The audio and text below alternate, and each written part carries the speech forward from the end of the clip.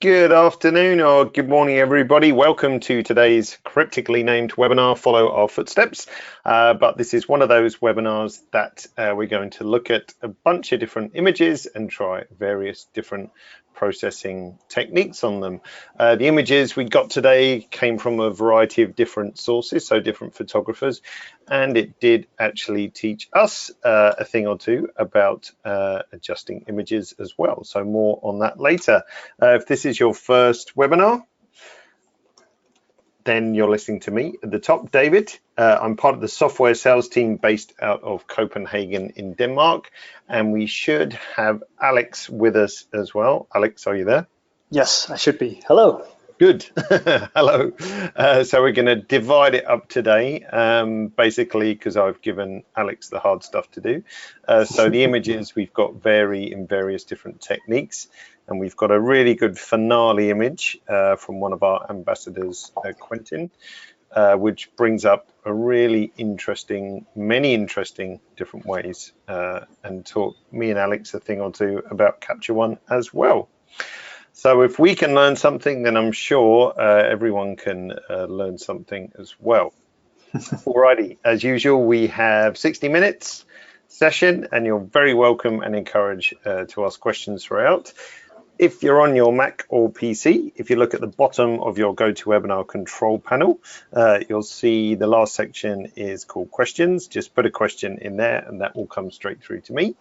If you're on your iOS device or Android device, there's a question mark icon in the top right hand corner. Tap that and you can ask a question too. We are recording the session as well, so we can get that up on YouTube as fast as possible. You'll get an email roughly sometime tomorrow which details where to find that. Okay, so let us begin. So if I just come out of this, you should be able to see Capture One on screen. I did, as usual, forget to start my mouse locator, so I'm going to do that now. So you should see the mouse popping up like this from time to time. So a little preview of the images we've got to play with. We've got this one here from Paul Reiffer, one of our ambassadors. There's one of mine. We've got one from photographer Michael Zabka. And then the finale image you see down here is from Quentin. And there's one or two others which Alex has got up his sleeve, which we can look at as well. So we're going to start off simple, review some basic techniques. Today we're sort of heavily using layers. And also in combination with layers, the opacity slider, which just gives you that extra flexibility. And we've learned a few new things ourselves about using that particular tool as well. So on to the first one, as I said, from Paul Reiffer, somewhere in India, and it's a shot of a hotel if we zoom in and look closely. Main sort of issue with this shot as it comes out of camera is obviously difference between sky and foreground. And we got a bit of haze and a bit of mist, so it will kind of make sense to try and reduce some of that and get a bit more contrast overall on all the images. So first of all, before we get involved in doing layers and kind of more exciting stuff like that, we get some base corrections down. Now looking at the histogram, we can see it's pretty much almost there, but I might just raise it a little bit, and just so I haven't removed all of my highlights, I'll just bring some back just to kind of equalize it a little bit between foreground and background.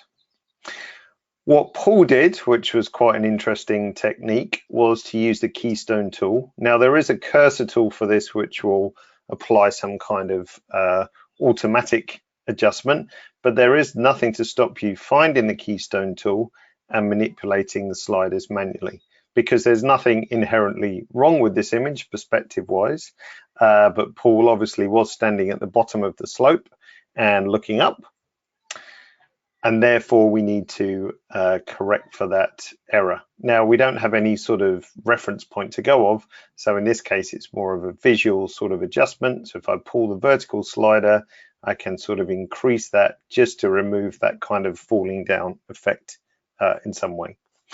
So if I press C for crop, just to look at the crop, and I'll make the crop a bit more interesting by bringing those 2 points up and down like so. Now that's pretty good from a base point of view. I'll add some clarity to the overall image. Remember, we haven't got to any layers stuff yet. So if you don't know, clarity, of course, just affects the midtone points. So it doesn't make our blacks blacker and it doesn't make our whites whiter. It's just affecting the contrast in the midtone. So we can push it quite hard without sort of any detrimental effect to our image. I might just pull in the highlight point a tiny bit as well. That will just help up the contrast, especially if I move the midtone point to the right. So now we can start thinking about a local edit. And we're going to use a little technique in layers once we've done the first layer, which is duplicating layers and inverting them, basically to save yourself a bit of time as well. So first layer, if you want to name your layer quickly, you can hit enter or you can hit the tab key so you don't have to click anywhere. So I'm just going to call this sky so I know what's what. And I want to have a gradient mask. So I don't want to draw a mask in. I can pretty much get away with this just by drawing a gradient. Now the gradient is just a little tiny crosshair that you can see. And where I start drawing, the gradient will be the strongest, and where I finish, it will be faded to 0. You can hold the shift key to keep it straight if you wish, but I'm probably going to draw something like that. If I press M on my keyboard, then that will show you the mask. Now, if you're not happy with how the mask looks, the gradient mask, if you draw another one, it will always overwrite the first one. So if you just want to edit it somewhat, you can do so quite nicely. So I'm going to go with probably something like that, I would say. M to hide the mask once more, like so. And now I can throw in specific adjustments just to my sky. Now I know that there is a fair amount of detail in there. I mean, any sort of modern camera these days is capable of some pretty sort of impressive dynamic range. So if I take and add some more clarity, remember we already had some clarity on the background, but I want more in the sky. So let's bump up that clarity a little bit more. Like so. So we start to see more of the cloud detail, and I can take maybe the exposure down just a little bit as well. Now after we've done that, maybe with some more highlight recovery, I don't want it to look sort of dirty though, we can see we're just kind of sneaking in a little hint of color in the sky there. So I'm going to chance that we might be able to enhance that further. So if I go to the advanced color editor, pick up the picker, and then attempt to click somewhere around there, I might be able to get some adjustment, but I'm going to span the full saturation range by clicking the shortcut icon here. So that will expand everything in my clicked range, and see if I can just darken that down a bit and bump up the saturation. So a little bit. So that just gave rise to a bit more blue in the sky, which is nice. So if I turn that layer on and off, you can see what we've done to the sky. Just help bring out those nice clouds a bit more. Now I want to do a similar thing to the foreground, but to save myself drawing another gradient mask, and I want the two masks to kind of flow nicely into each other, I'm going to make a new layer, hit enter, call that hills, I guess. And then if I right click, I can say copy mask from sky. So I've got exactly the same mask, but I want the inverse of that. So I can right click and say invert mask, by the way, which I could add as a shortcut, which is what I would do normally. But you guys, are watching and learning, and seeing things happen on screen without some kind of description is pretty disruptive. So now if I say invert mask, I've got the inverse of that. So a nice kind of mix with what's going on the sky. So I'm not going to sort of over clarity, if you like, because I'm going to do clarity on this as well. I'm not going to over affect those two areas. So now if I bring up clarity like so, maybe a bit more, And there we go. Now, if I look at the hotel in itself in the center, then what we might be able to do is just throw in, looks pretty good now. So I'm just going to add a little bit, I'm down here on the left, just to add a little bit of structure, which just helps to advance, sorry, not advance, helps to enhance rather the edges. I don't want to push it too far. If we go too far, it's just going to get crunchy and unpleasant. So just a few points will help that quite nicely. And maybe if I go back to the background, I can just have a bit more, tiny bit more overall contrast. Let's turn off the sky. So that's before and after. And let's turn off the hills. So before and after. And if you want to preview what's going on or preview the before, always remember, hold your Alt key down or Option click and hold. So that was with no edits, and then all our edits. Nothing particularly complicated there, but actually quite a nice result from start to finish. So once again, before and after. Yes, Alex? Yeah, it helps make the image much more interesting to look at. Yeah, definitely. I mean, quite often you can look at an image and think, you know, there's like not much going on to that. You know, it's a little bit dull. It's not, you know, super interesting or anything like that. But really, there's so much data in digital files these days that it's really amazing what you can pull out of it.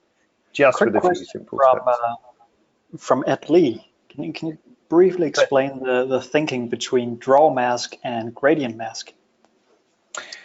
What, as in I could have just drawn a mask on this one? Yeah, I guess. Yeah.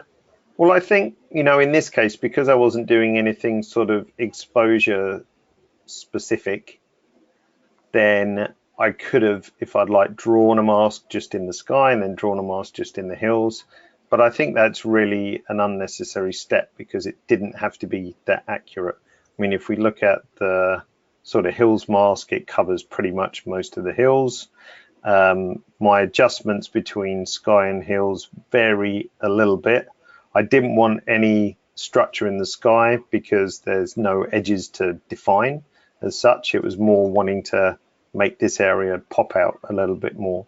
So generally, I don't personally think that it's worth doing lots of complex masking if you can get away with it, for sure.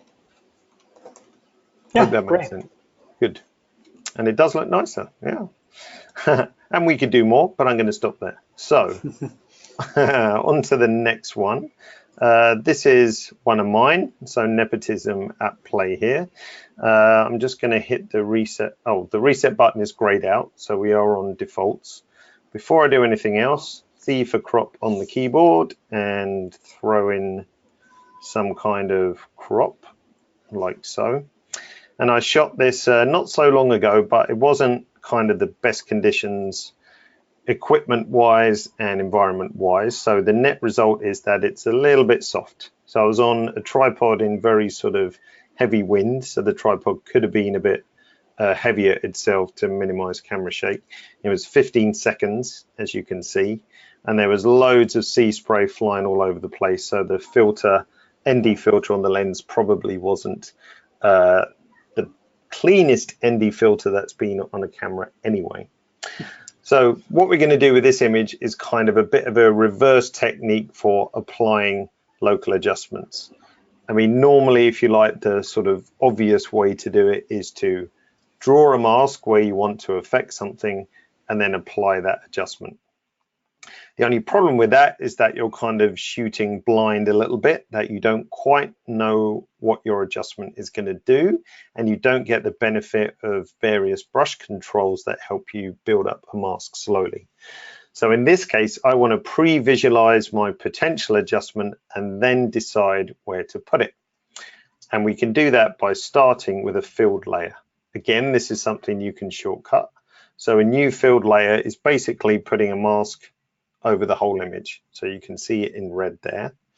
And what I want to do is get some more kind of detail and sharpness in this one and this one over here, and also sort of in this area to the right-hand side, if you like.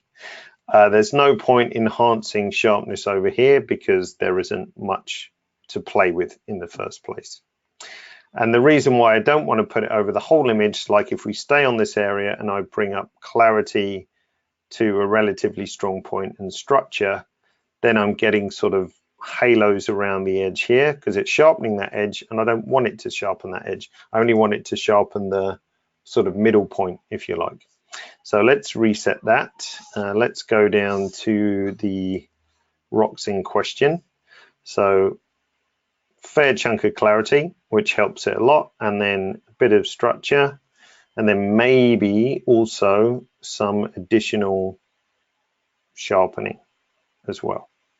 So it looks really nice here, but then it's kind of getting a bit over sharp around the edges, but I can visualize what's going on quite nicely. And I'll probably push it a bit more than I think is necessary.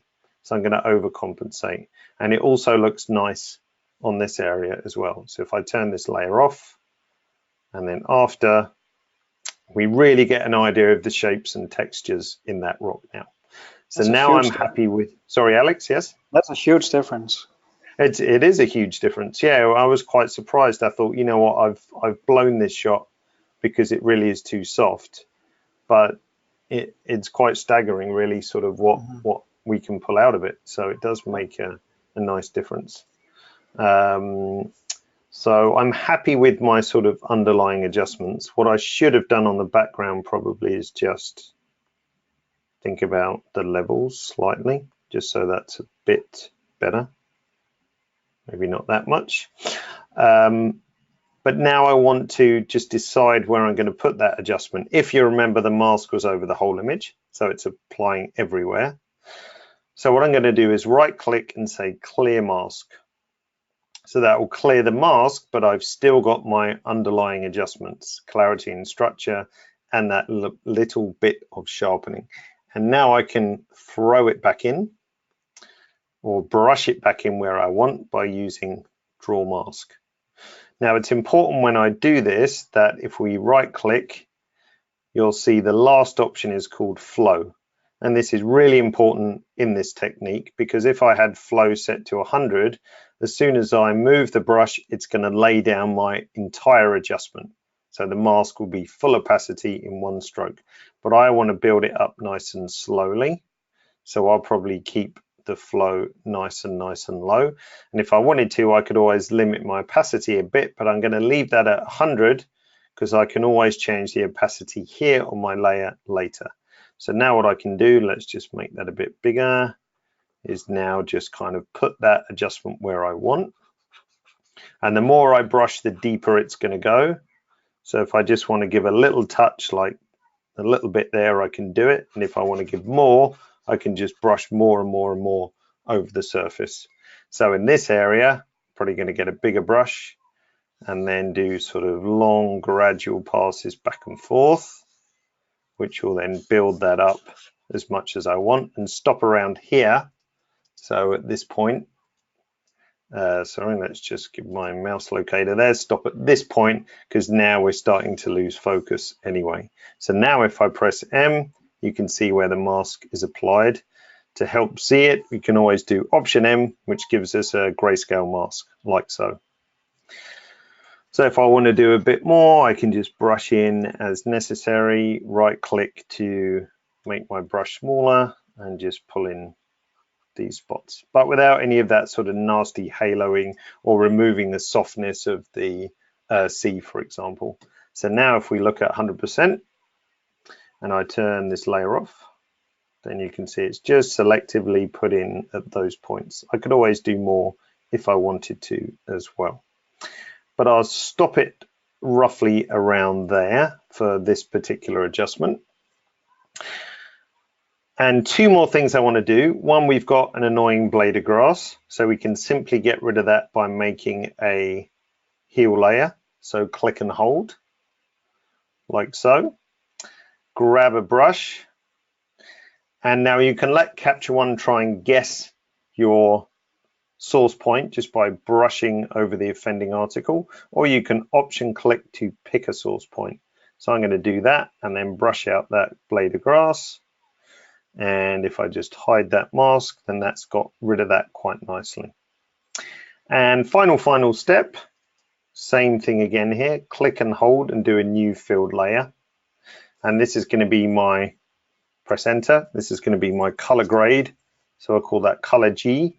Again, I want to do this on a layer so that I have some flexibility with the opacity and to be able to sort of turn it off and on quickly so I can see the effect as well.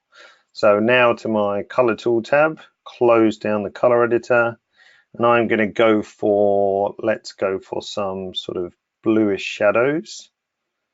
And I don't want the C to change color, so I'm going to leave the highlights alone, but the midtones, which is probably rock zone, I'm just going to warm them up a little bit, like so, maybe darken down the shadows a bit. Now, if we look at the color grading layer now, if I turn that off, you can see before and after. And if I want to just back it off a tiny bit, then we can just drop the opacity down. So 0 is no color grade, and then all the way up to that color grade. That's where I'll stop this one. Of course, we can always go back to my other layers so we can see what that one is doing. If it's too much, I could back it off a little bit and so on. And once again, option click our reset. So that's before and then after, like so. So a shot which I thought was wrecked could actually be saved quite nicely in the end, just with a bit of selective techniques. But this method of kind of filling a layer first and then brushing it in where you want to select it, I personally think gives you more control because you can pre-visualize what's gonna happen. And this was taught to me by one of our ambassadors, Pratik, a famous retoucher who you may well have heard of. And this is really a method that was more common to him in Photoshop. So put the layer in first, your adjustment layer, and then edit the mask to where you want it to appear. So that's the method I've been doing. Alrighty. Next image from Michael Zabka. So here's the image without any adjustments except for, if I press C for crop, you can see we've got a square crop and just a little rotational shift. So it's got some basic corrections like that. But what this image is a nice exercise of is bringing focus to a particular object. In this case, it's going to be our pagoda.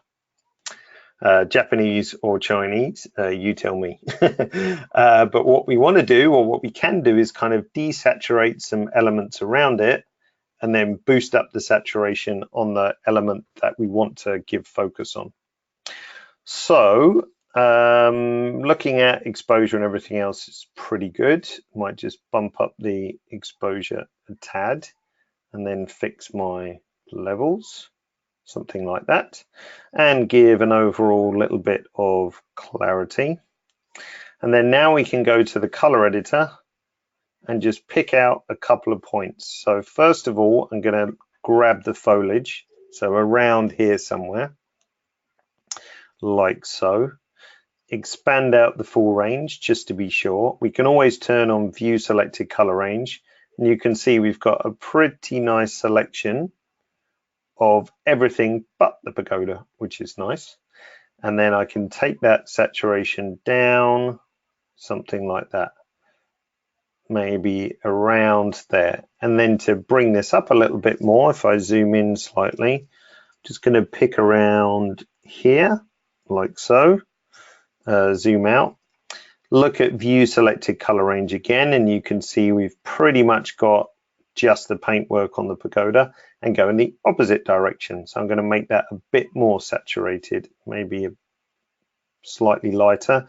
Going to go back to the first one and just take saturation down a bit more, like so. So if we just option click what we've done so far, before and after, makes it hop out just that little bit more. I want to do a color grade 2. So if I go to layers, new filled layer. If you want to name it, always good so you know what's going on. Color grade, find my color balance tool. This time let's go for some, let's see, we can go a bit more kind of purpley in the shadows. And then in our midtones, which is kind of foliage in the background. Again, like before, let's warm that up a bit. We can always take our opacity down if it's a bit too much, like so. Someone said, looks like there's a dust spot in the sky. Good eyes. Who was that? That was Terence. Little tiny, or water droplet maybe. So let's get rid of that then, Terence. So we do new heal layer, like so. Grab a draw mask brush and pick a source here and just splat that away. And there we go. Otherwise that was going to distract us. One thing I just noticed, this waterfall is quite nice in the background. I didn't do this morning, but I'm just going to go off script. So that's a new filled layer. And I just wonder if I zoom in ever so slightly, if I go for a bit more clarity, maybe structure, just to enhance that ever so slightly. And I've gone probably more than I should, but I'm going to clear that mask, grab a brush, and then again with a low flow, let's just see if we can pick that out just a little bit more. You might not see it on webinar transmission, but if I zoom in slightly and turn that layer off and on, a tiny bit. So what happens when you go off script, but we could, you know, maybe if I just lighten it up slightly, just that area, like so, and then there, and there we go. Just so that's a little bit more obvious. Actually works all right. Yeah, it brings a nice balance. Yeah, just I think it's just lost a little bit too much there. I might hit E for erase and just get rid of it there, but then this way we've just lifted up the waterfall a bit more. So to remind ourselves again, option click, so that's straight out of camera, and then with our little choice color grades and so on. Now that was pretty easy, didn't require any complicated grading and so on and so forth, just a few tricks of the color editor, super simple color grade, nothing fancy about that one, and then a tiny little local adjustment there, for example. If we look at, I think this is Michael's own edit, he went a bit more desaturated compared to mine, like so. He's gone a bit more moody dark, whereas I've gone a bit brighter. But as was said this morning and yesterday, this was one I did yesterday. This is one I've done now, and that's Michael's. So it's, you know, it's completely impossible to match someone else's edit, and actually I can never match my own edit either. It's totally impossible. Inconsistency. So I'm completely inconsistent, absolutely, yes. So those three edits give you a little hint about kind of layered workflow and what's possible with the color editor. And now we're going to go up a gear, and I'm going to hand the torch to Alex. So let's try this, make presenter. 1 second. So we should be able to see Alex's screen right now. Yes, we can. Great. Okay. So first of all, Michael Zabka is actually a Capture One developer. He's also a photographer. So he's the one behind this one that David just recorded or edited, and this one, which I'm gonna look at. So quick shortcut tip, Command or Control B will hide your browser. Just give you a bit more space for the actual image. Excuse me. But what I wanted to do with this image is to enhance the complementary colors that we see, because there's some parts of it that have this teal, aqua, bluish color, and the rest is basically this warm yellow orange tone.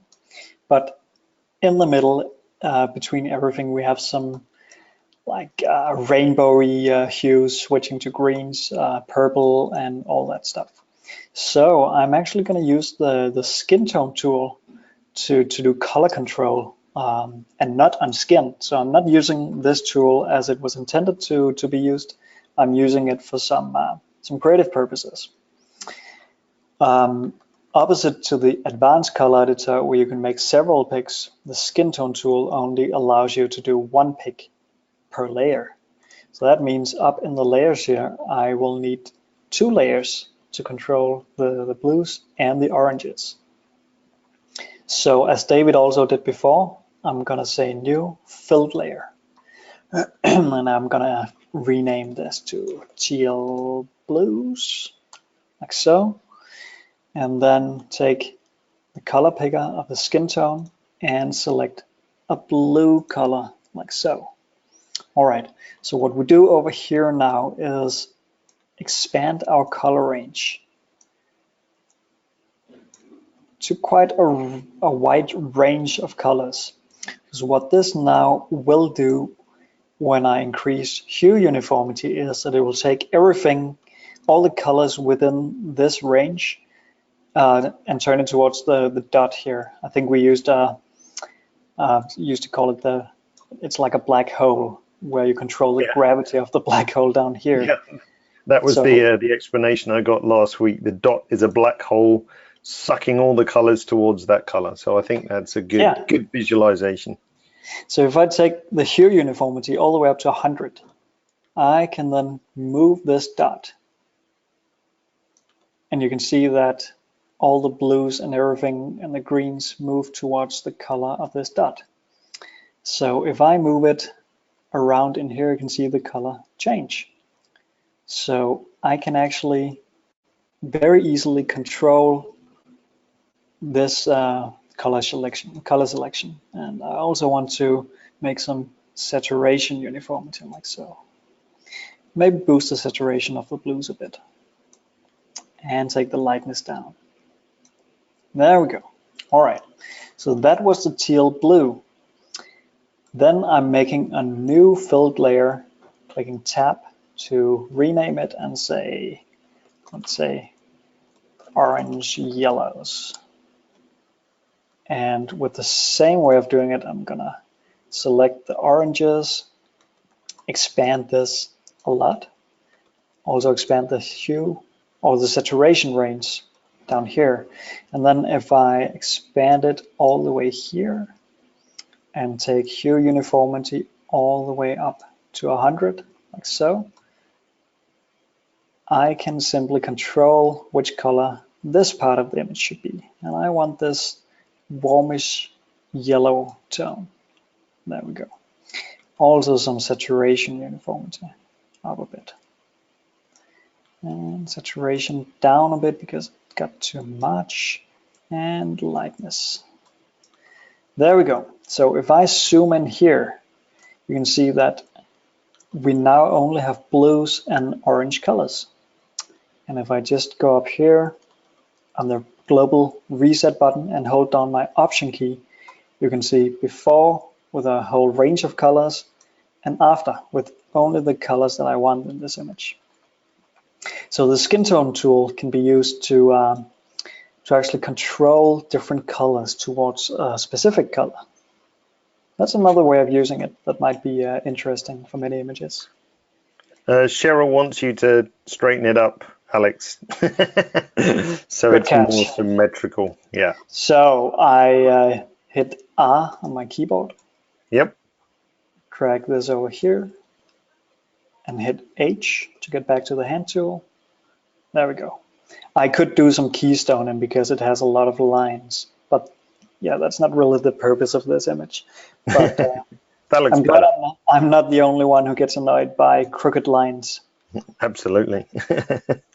Great. But you know, the skin tone tool, I think it often gets missed as it's called skin tone, so you think this must be for skin tone. But if there's kind of near colors or not even near colors that you want to at least uniform, like if you've got a wall and it's not completely uniform, for example, then that's a good way to do it. Or a studio floor, studio background, I've often seen it used for as well.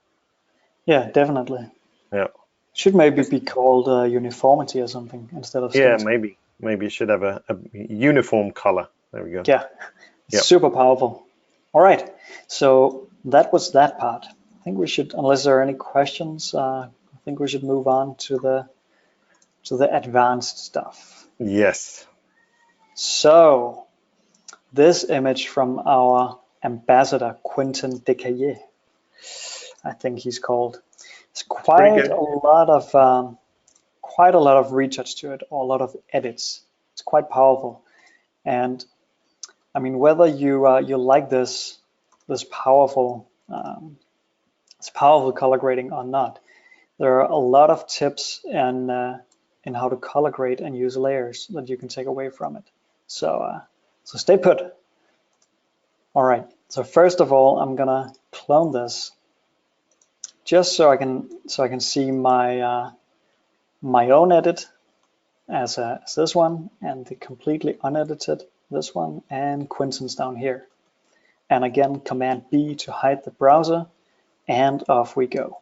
All right. So the first thing that Quentin did was within base characteristics. He actually, instead of the auto curve, he went down and picked linear response. And then you say, whoa, that looks bad. And it does, because it's completely underexposed. But it gives you the option to control the exposure of your image in a much more powerful way. So if I go back to the exposure tab down here and make a new filled layer, hit tab to rename it and call it Luma/contrast. There we go. And as a rule of thumb, if you take a new filled layer like this, click M on your keyboard to see the mask.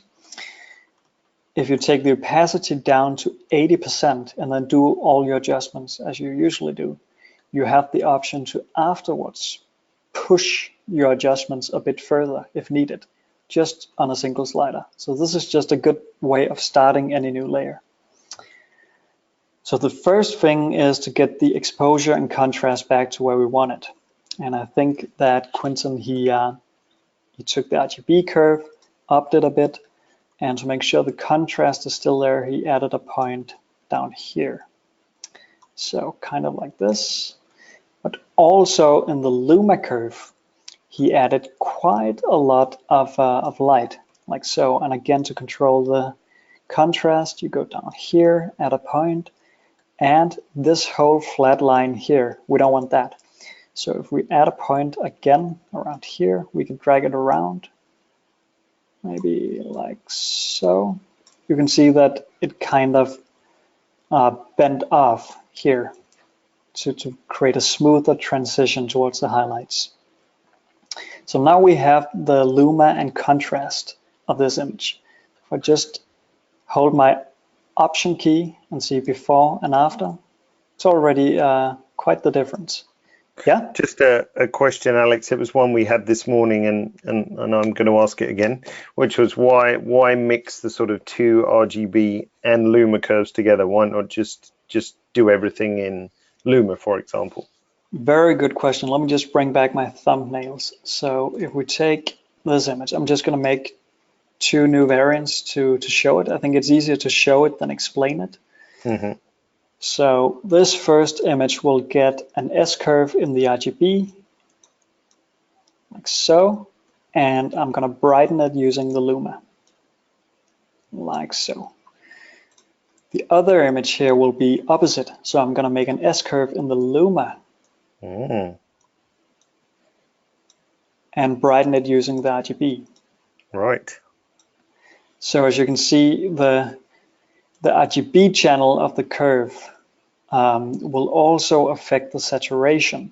So if you use the RGB S-curve, it's going to make the image more saturated than if you create contrast with the Luma curve like this. So it's actually a good practice to try to use both, of course, where it makes sense, but it'll give you some more freedom in creating and using curves.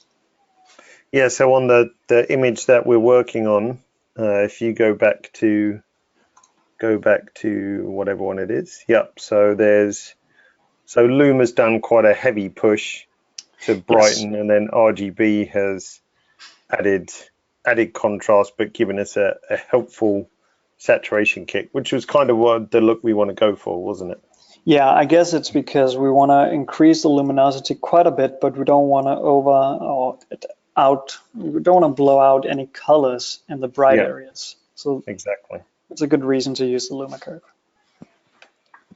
All right, so next part is the color editor. So if I create a new filled layer like so and click M to say color editor. There we go.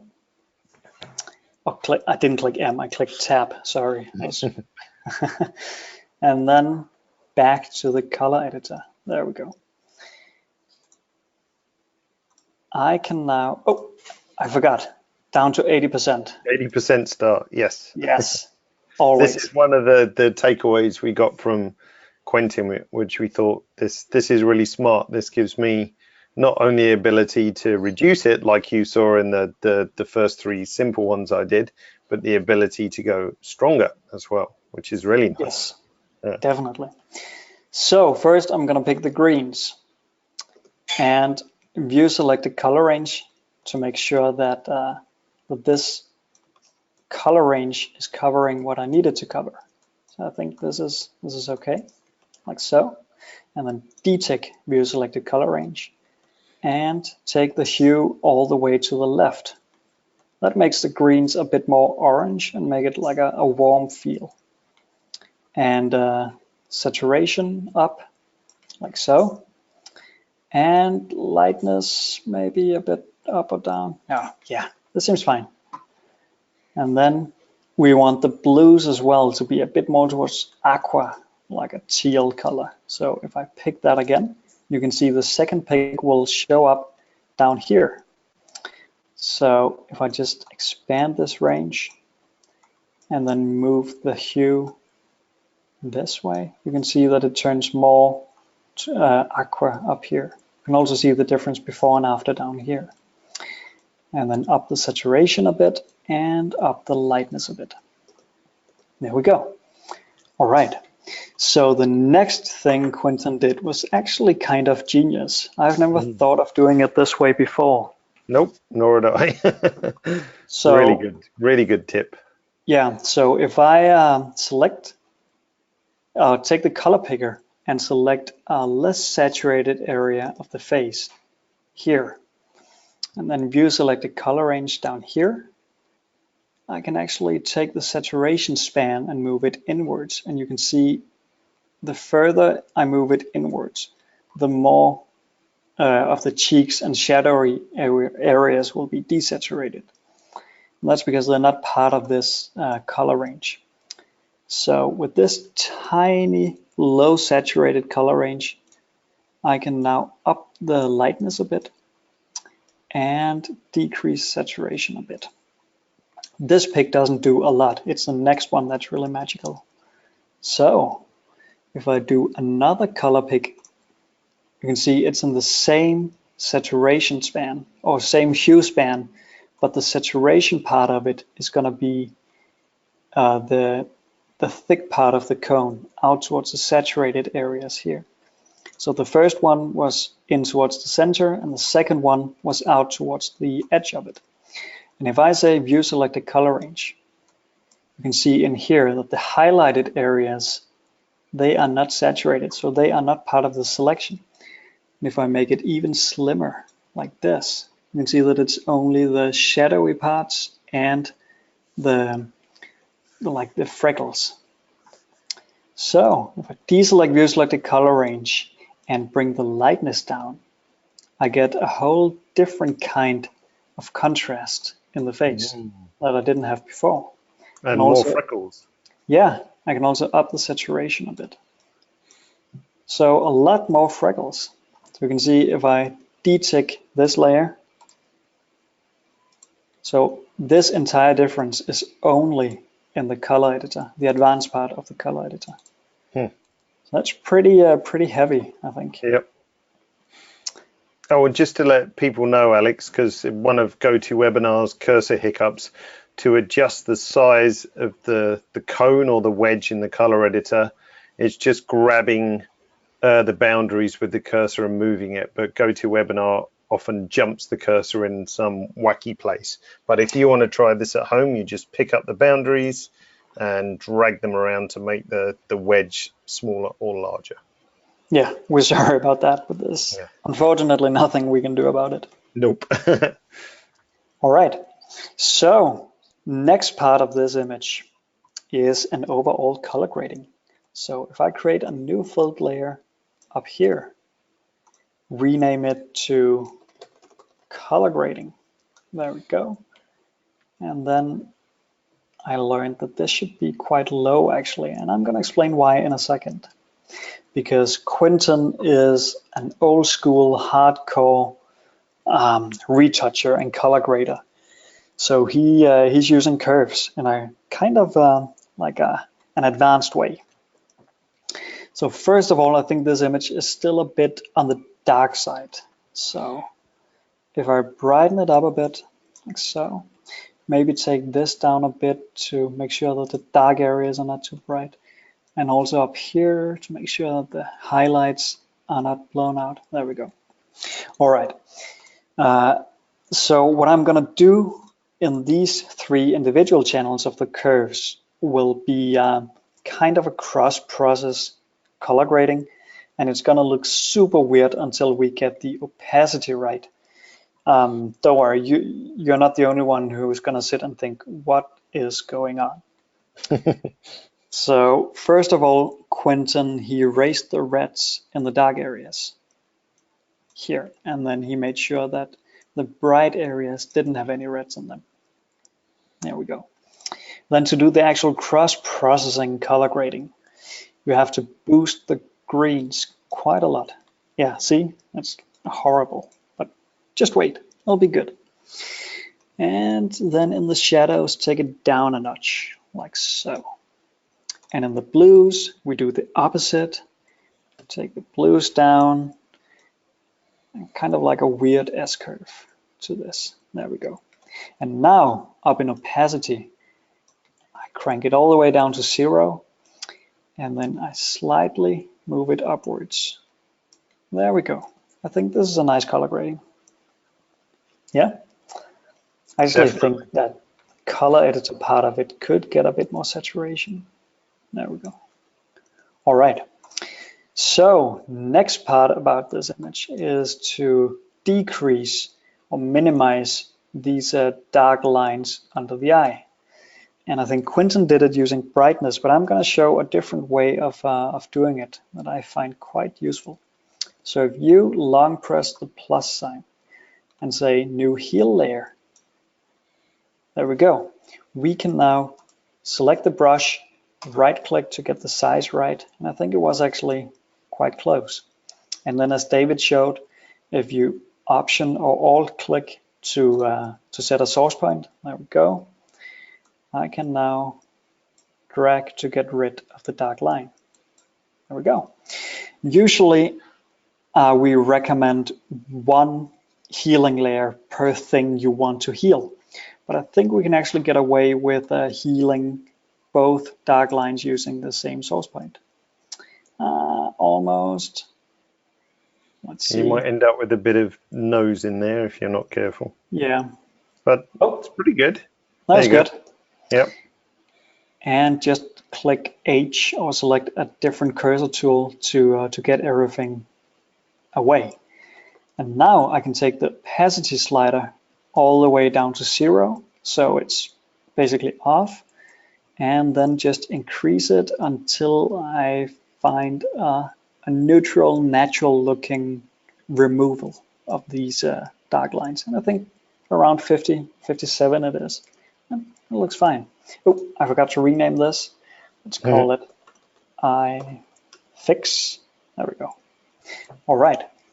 So next step, unless there's a question.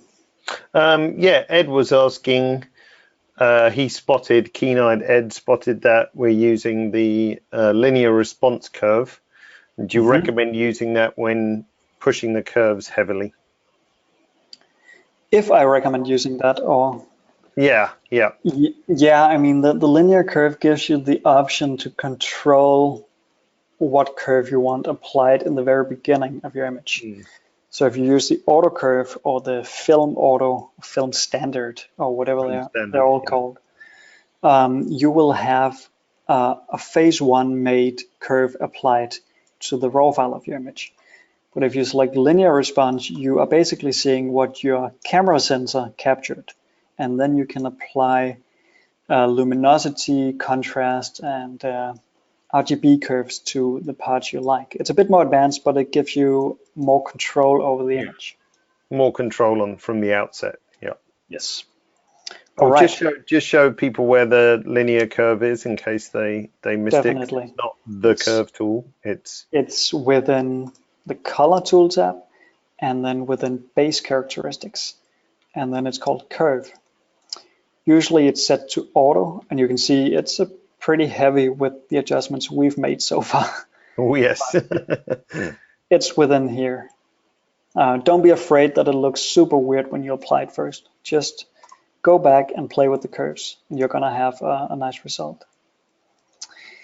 All right, so next part is controlling, or actually adding a bit of pop in the eyes of the model, because if you look from afar, they are a bit dark, I think.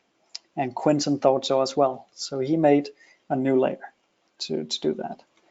And opposite of these 3 layers, we're not gonna make a filled layer because we want to control where we actually make this adjustment. So I'm simply gonna click here once, rename to call it eye pop. There we go. Click B to get the brush, right click to adjust the size of it. Click M so I can see where I'm masking. Da da da da da da da da. And click E to get the eraser, just to make sure that we didn't include some parts we shouldn't have. And click M again to get the mask off. And now I think I'm gonna decrease the opacity just as the other layers to be able to increase the effect if I need to. So here in the RGB, give it quite a heavy curve, and this is looking super weird, almost like an angel or something. Superman laser eyes. Yeah, but if you add a second point down here, you can actually control exactly how much you want. And I think this is good. Take the saturation down a bit. And take the opacity of the whole effect down as well. I think this is okay. If we see before and after, just a slight pop in the eyes, before and after. So I think what we can take away from this is that Quentin, he split up his entire editing into different parts that he put in each its own layer. So now, if you don't like the look of this, you can take the Luma and the contrast and decrease or increase the effect using the opacity. You can do the same with the color editor stuff that you did. Simply decrease the effect or increase the effect. And so forth with color grading and everything. So splitting up your way of editing an image and color grading into different parts and different layers really adds some power to the way that you edit an image. Hey Alex, can you show your a couple of people had a webinar freeze just around the eye pop bit. Can you just show the curve that you drew for the eyes? Yes, actually, let's just reset it. Yeah. So here, reset, and then take this all the way up here. This is looking super weird, and then add a dark point. There we go. And this is all Quentin's work. I'm just replicating it. So this will give you like a nice pop in the eyes. And as Ed says, you could use exposure, brightness, saturation. There's probably 200 different ways you could achieve it. But as we said, Quentin's background is hardcore Photoshop. And certainly with the color grading, color grading traditionally was always done with curves. It's a bit beyond me, if I'm totally honest, but it was a very sort of popular mainstay way to do it. And it probably, if you can learn the science behind it and mixing color, it certainly gives you more control. But if that's too much, then of course the color balance tool gives you that easy way to throw a grade in sort of with whatever tone you want to do. So yeah, let me just show you the before picture, actually using the Alt Option long press on the reset. So this is before, and now that looks super flat. but of Yes. course supernatural as well. And after, with a very heavy editing on the contrast end of this image. But the overall idea of this edit was to show you the different ways of using layers on different opacity levels to control your edit. Yeah, I really like the end result actually. Yeah. Yeah, Yeah. and especially with the skin tone trick of the high low sat change was really smart. Very smart indeed. I didn't think of doing it that way. So you can see No, before, after. must be a Photoshop thing. Yeah. It's brilliant, Quentin. Yeah, and Great. especially as the freckles pop out so much nicer as well. It's great Yes. if you're a Yeah. freckle fan. So I think that was it that I needed to show for today. Yes, We still have 5 minutes. 5 minutes. Can we do an edit in 2 minutes? We can try. Let's see. Let's see. Oh, that's probably quite an easy one, isn't it? Yeah. Okay. So let's quickly take color editor, advanced down here. Yep. Select the greens. Make sure that we include all the greens and none of the yellows. And then using the hue slider, we make them a bit warmer, like so. Take the saturation a bit down and lightness a bit. There we go. Then we take the blues, span the entire range, take saturation down, lightness down, hue over towards the teal. It's the speed edit. A very speed edit. Light fall off. Take color balance. We add some teal to the shadow. Bring the luminosity of the color balance down. Take the midtones. Warm it up a bit. Warm the overall image up a bit and the master part of it. And I think there we go. So Ta-da! before, after. Nice. Great. That was 2 minutes. Yep. Well done. So I think we call it a day so far. Excellent. Yep. I'm just going to steal the control back from you. 1 second, just to talk about what's happening next week. 1 second. Okay, you should see my screen. We've got Japanese pagoda back up. So next webinar might not be relevant to you ladies and gentlemen out there if you're already more experienced, but if you happen to be on the trial period and you're perhaps experienced with Lightroom, then next week will be a 30-minute, maybe a bit longer, exercise just on migrating from Lightroom to Capture One. So really a 30-minute quick start guide. So a bit about the interface, how to do some common operations like copy and apply, and so on and so forth. So if you are on your trial, do come back and meet with us next week. You'll get a follow-up email, maybe tomorrow, might be Monday, which will have information on forthcoming webinars. And yes, Chris, the recording that you're asking about, it will be on YouTube.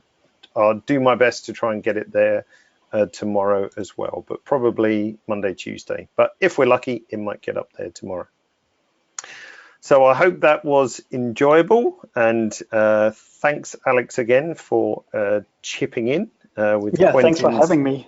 super complex edit. I'm glad you did that one. That was a full-on edit. It was a good job we didn't have 5 Quentins to do. We'd still be here, I think. But it's definitely kind of eye-opening, and I think the takeaways for me was the starting with 80% on a field layer, so you can go either way. That's a really easy but simple thing. And those nice little tricks with the color editor for the skin edit was really good. Definitely. And inspiration to know more about curves as well. Yep. Nice one. Alrighty. Well, thanks again, Alex, and take care. Hope to see you in the future as well. Bye. Cheers. Bye.